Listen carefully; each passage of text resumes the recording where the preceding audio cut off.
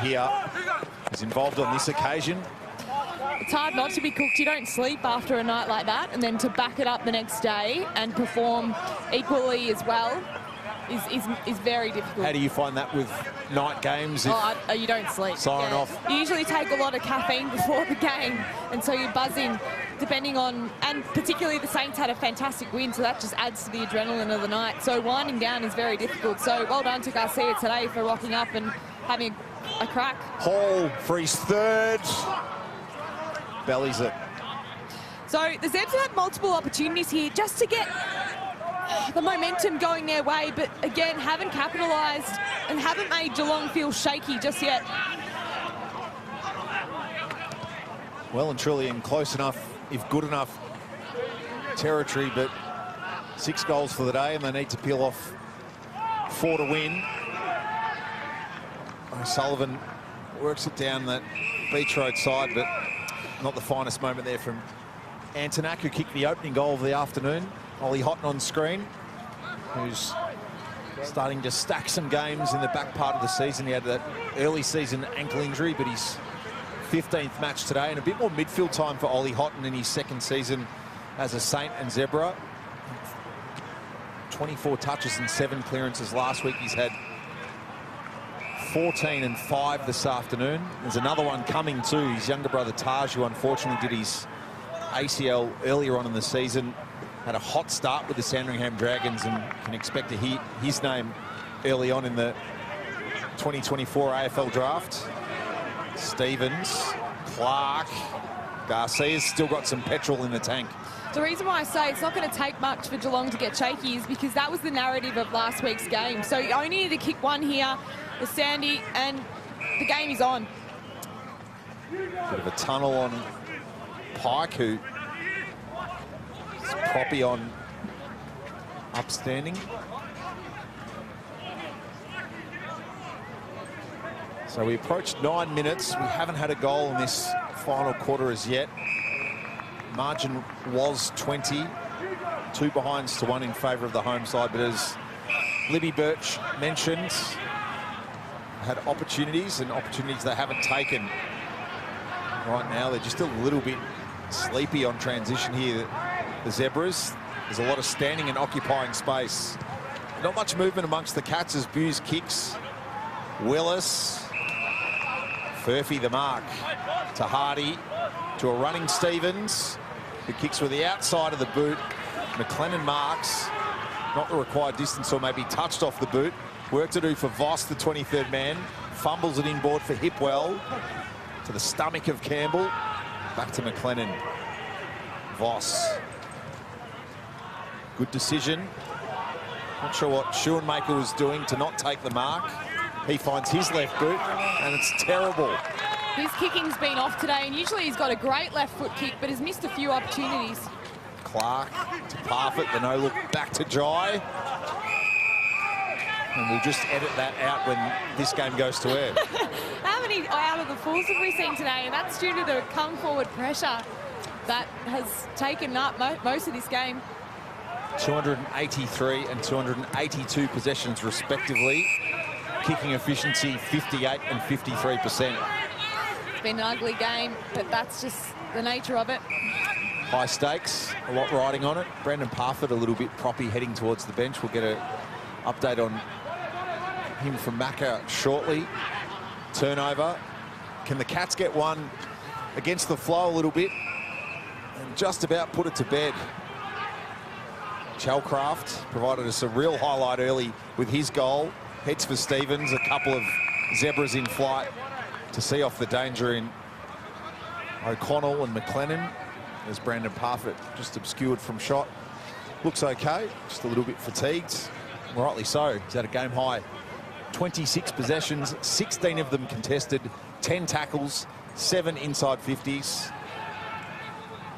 Herbert, Sarcevic couldn't create anything on his left boot. Parfitt's one of the ones as well, Nigel. He's been a bit unlucky with being in and out of the side for the last two seasons, really. I think he's had 9 last season and maybe 9 or 10 this season. Yeah, nine in each of the last 2, 17 in 22 when, of course, he was the sub and kicked a goal in the AFL Premiership victory. Andrew McCormack? Phoenix Foster just coming off the ground now. He's just walking to the rooms. Looks like he copped a knock to the mush, so to speak. So he'll just get a concussion test and hopefully he'll be okay, but he might be done for the day given 11 minutes, almost 12 minutes gone in the last quarter. Brandon Parfitt looks to be okay after hobbling off, so I expect him to come back on when he finishes his rotation. Nudge. Thank you, Macca. Phoenix Foster, as we mentioned earlier, concussed in the round 4 game against Brisbane. Campbell couldn't get it. Furphy after McLennan. You saw the doctor on the phone there, and actually all the concussion assessments are now on the phone, which is really interesting. So they can keep the baseline assessments on the phone and then you get retested on the phone as well. So hence why the doctor's got that phone out. Hughes after Hipwell, and the call will go the way of the Cats. Sandringham's co-captain is forlorn. Might be the sealer, right? So Patrick Hughes, who had a shot earlier in the quarter, goal in the 3rd term. He's kicked 12 in 3 games for Torquay this season, and 9 in the VFL, making a good fist of it, coming out of the Geelong Falcons program after 28 matches with them across the last couple of years. Hughes with the first of the last.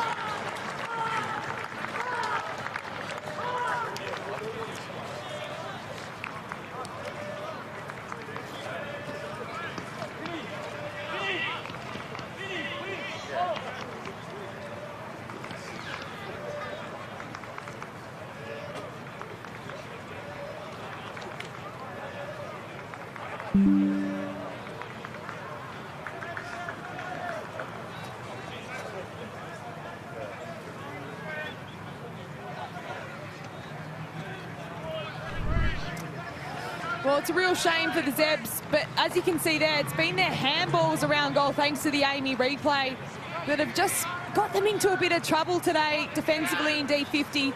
It's much better. Instead of handballing into pressure, just kick it, boundary, and get it away from that tight enclosed area. You can see the VFL wildcard weekend, next weekend. We head to DSV Stadium across the bay. Williamstown and Richmond, 8th versus 9th will be our match next Sunday from midday on 7 and 7+. The Seagulls and the Tigers, they met in a match only a month ago, round 17, at DSV Stadium. That was a rare, wet, windy, yuck day. Something we haven't had much of this Melbourne winter. That's true. The home side, the Seagulls, prevailed by 22 points on that occasion. Williamstown, of course, beat Collingwood in a home final at Point Jellybrand last season. Chalcraft kicked a good one early, creates one here for Antonak, who can't add his name to that of Hughes, Hardy and Willis, who've kicked 2 apiece so far for the Cats. Caperon paddles inboard, Garcia after it. Eventually Pike in the middle of it all. So Willie and Richmond 8v9. Gold Coast and Frankston to be the other wildcard match, 7th versus 10th. And Jackson Kornberg, who's been in charge of the Dolphins this season as they make their way back towards sudden death football for the first time in a long time. Of course, was in charge of the Gold Coast Suns VFL program a couple of seasons ago when they made it all the way through to a preliminary final when they were seen off by their fellow Southern Queensland team, the Southport Sharks, who are going to be part of the Smithies VFL finals action. Good representation from the Northern States teams, with both the Sharks and the Lions set to feature. But Connor O'Sullivan has it. It's been a great season for the Cats. Mark Corrigan's obviously had that premiership experience at Casey, but they've just put a really strong VFL campaign together after missing finals last year. So this is a brilliant finish from the Cats today. Voss with a good mark, with plenty of AFL clubs watching on. Schoenmaker to Cordy, who thought about going. Waited for Schoenmaker. And low. It's an interesting decision to decide to take it in the midriff rather than put the hands out, but he made it work. Low into attack. Hawker Hahn. Kick was pushed horizontally towards Heath, who's driven into the turf by Pike. So, as mentioned earlier this afternoon, the Tigers sewing up their place in the wild card with a 9-point win over the Blues. Half-time as the Lions, who are seeking to really finish their season with a real rush under Jamie Cassidy-McNamara. They're 10 points adrift of the Bombers. Box Hill and Werribee, the Tigers trying to secure the minor premiership. Lead by 13 points out at Fenju Stadium, 25 minutes into the first.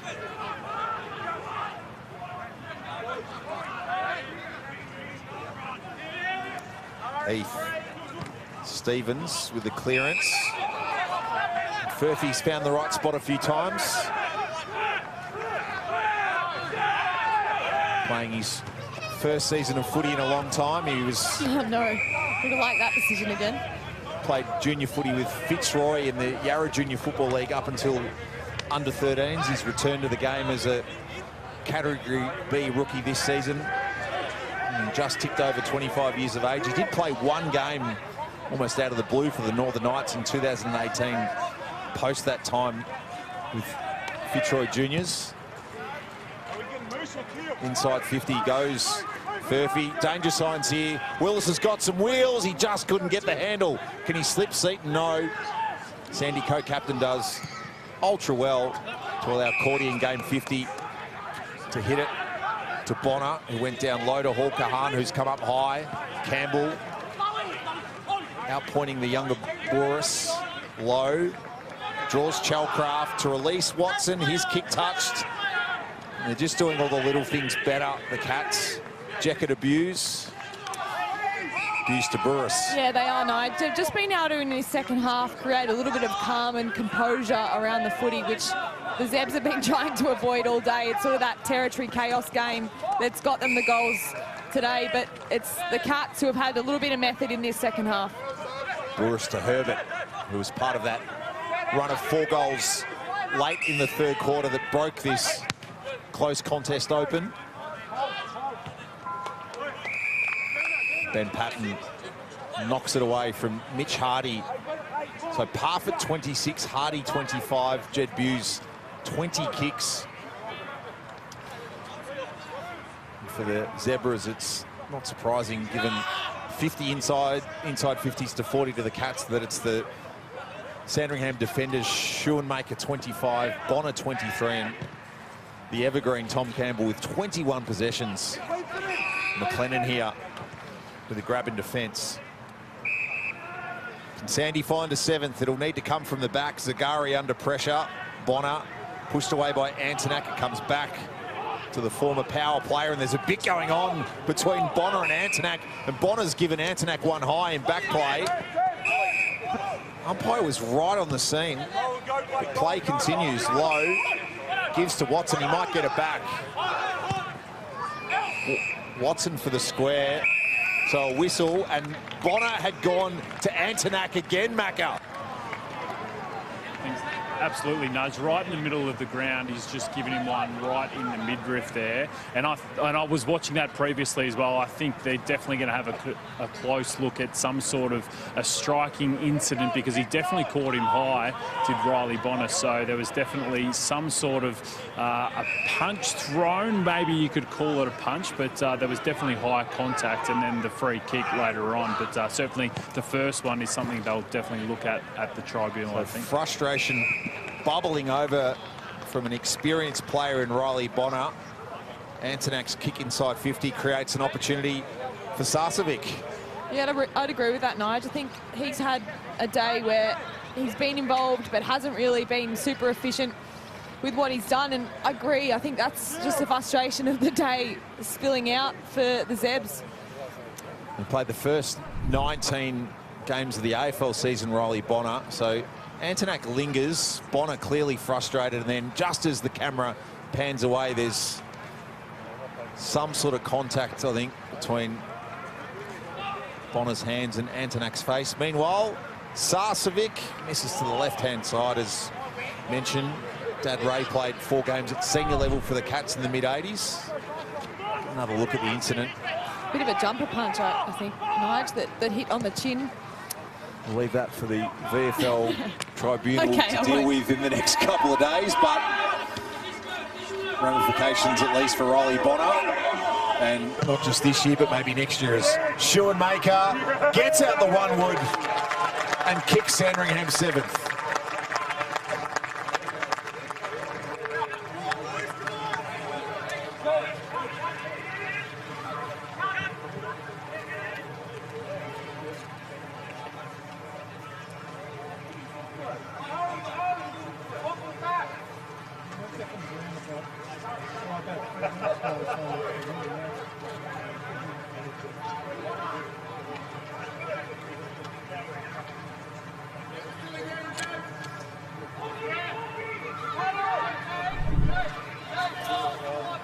Ari Schoenmaker doing Ari Schoenmaker things. Lib holding his width. It comes free, kicks his 2nd VFL goal. And that is the Zebras' first major in about 50 minutes of play. Yeah, they've been really stagnant in their offensive play, but Schoenmaker with that left boot, he's made a few mistakes today, but that's a wonderful way to make it up by kicking a goal from the 50-metre arc. And brilliant. But funnily enough, the Zebs are still in this. If they can kick another goal here, they can have a sniff at this game and put the Cats under pressure, but they just haven't been consistent enough with their opportunities going forward. Campbell, can they find something out the front? Hasty came off the wing. All tackles in tandem. Hardy was a much needed one, given the circumstances. We are Geelong, the greatest team of all. We are Geelong, we're always on the ball. We play the game as it should be played, at home or far away. Our banners fly high from dawn to dawn, down at Cardinia Park. Hits the bounce, the head has knocked his way forward. He's up to the ground. Sullivan, and then forward with the stoppage. But that needs to go forward or directly in line. So that's the most dangerous position they will have this near this game.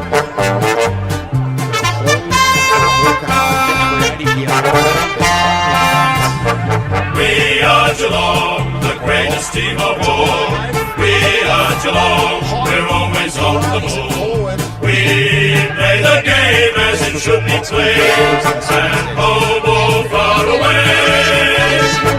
Our banners fly high from dawn to dawn, down at Cardinia Park. Preventing that speed. We saw McCreary do it yesterday brilliantly. Campbell, that's a goal. That's Bennier.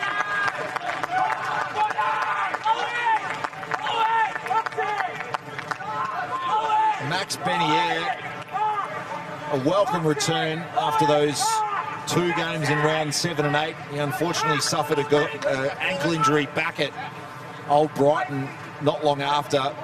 Kicked 2 goals in the Ammos last week. He's got his first VFL goal here.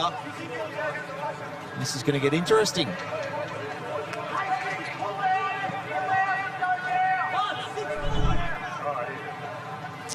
Well, it was exactly as Campbell should, just knocks it forward. And Bennier creating a bit of speed and liveliness, but as you can see there, just got goal side on the Cats, which is a massive defensive blunder and a coach killer, but they've got a sniff now. 2 goals last week for Old Brighton, now a VFL goal in his 3rd VFL match.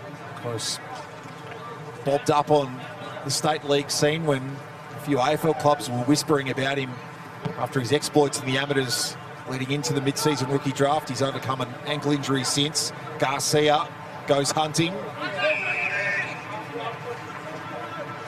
What's the strategy around these contests now for the Zebras? Well, they need to create a lot of time and space, but they also want to just get territory. Knocks like that is not what they want. Garcia onto it though, with a crucial ground ball win. There's another one coming up here. Hasty gets away from Lovell. Couldn't connect though with Bonner. That won't help the frustration. Nor that tackle perhaps on her, but no, it's paid. You also want to go quickly off turnover. So here I'd love everyone to get up and get moving, go through the corridor. Tackle was more than okay from that angle. Zebras, can they breach the 50? Jekka, O'Sullivan, Brad Key. You can see the pressure being felt as well. A little fumble there, it just creates another stoppage. So the Zebs doing well here. Got Blake Watson off the ground, who's been important around these situations in the last quarter. Campbell and Heath, they've got the big bodies around the footy. Hughes coughs it up. Hasty. A throw is called by umpire Cam Williams. So a chance for Geelong to manage the clock. We've only had 3 goals in the quarter. Patrick Hughes at the 13-minute mark for the Cats. Since then, Schoenmaker and Benny since the home side. Campbell presents Schoenmaker and Benny since the Zagari. Campbell on fresh legs. Schoenmaker and Benny since the Zagari. Campbell on fresh legs. Good mark, Jekka. Into space. That'll suit Garcia, who pivots. Gets it to Hasty. Schoenmaker was lurking for the receive. The Cats awake to it. Hasty for Keeler. Tremendous defensive work from Buse, who clutches the leg on landing. It's a good kick there too, off the line. It's so hard to defend those. Takes an experienced defender to come across and spoil that ball. The Zebras, 8 wins, 8 losses and a draw. Stevens won't clear the danger, nor will Lucas. Hall, Bonner, Paul Kahan, Zagari. Groans as Capron marks.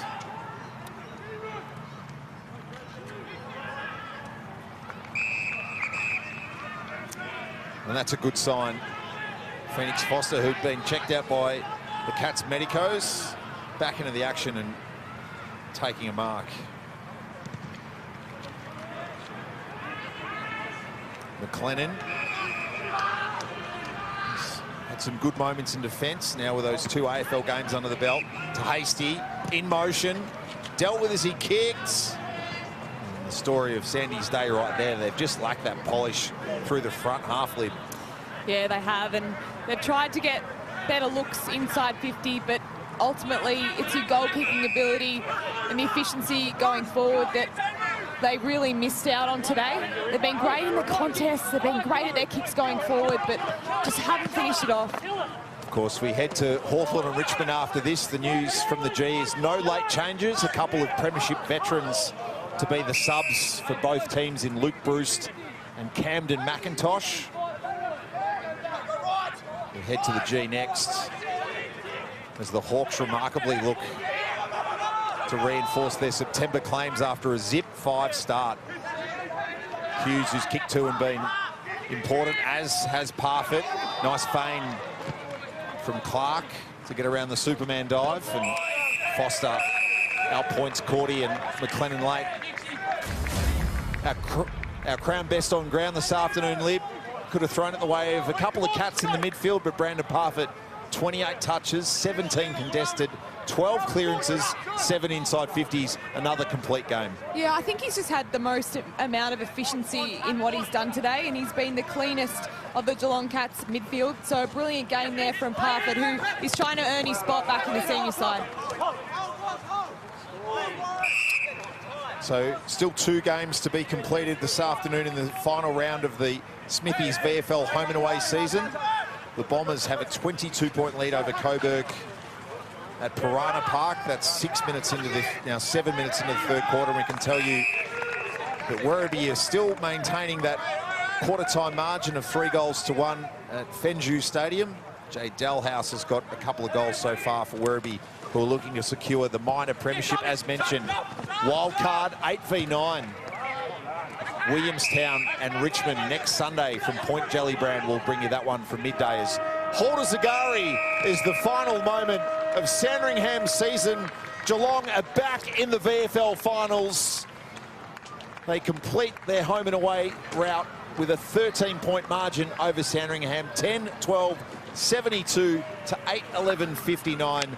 2 goals apiece to Hall and Lowe for the Zebras, 2 goals apiece to Hardy, Willis and Hughes for the Cats. Geelong and Mark Corrigan will head to the finals. Their place exactly still to be confirmed on the basis of what unfolds between Box Hill and Werribee. Big thank you to Libby Birch for her work alongside Andrew McCormack this afternoon. Geelong victorious here by 13 points in the VFL. Let's head to the MCG for this afternoon's AFL clash between Hawthorn and Richmond.